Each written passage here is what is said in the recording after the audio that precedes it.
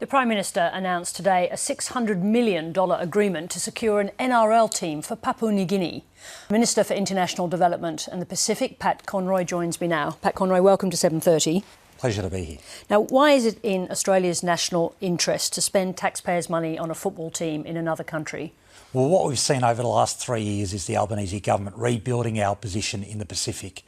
I think everyone remembers the worrying agreement between the Solomon Islands and China around a security deal that happened under the Morrison-Dutton government, and we've been committed to repairing that damage so we're the number one partner, the partner of choice in the Pacific, and that includes Papua New Guinea.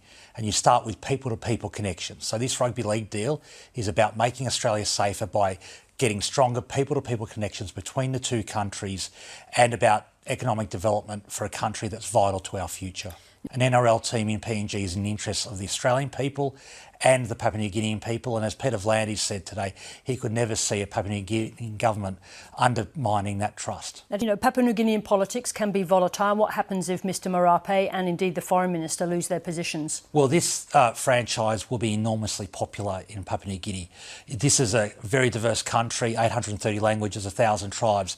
The only thing that unites Papua New Guinea is the national religion of rugby league, and I'm very confident that any future government will see the value of that and won't do anything that undermines having a rugby league team in the National Rugby League competition. Our relationship goes much beyond rugby league. We're the biggest development partner, we're the biggest security partner. We've got thousands of Papua New Guineans working in our economy right now. So our relationship is deep, it's enduring, and it will go on for decades with that security partnership. Those are the rugby league.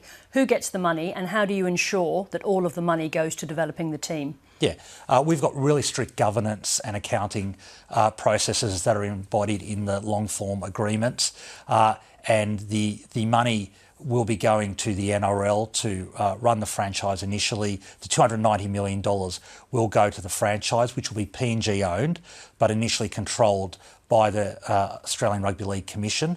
They will have not a majority, but 4 of the 8 directors on the board and a casting vote. And over time, that will transition from PNG ownership and NRL control to PNG ownership and control as certain criteria are met.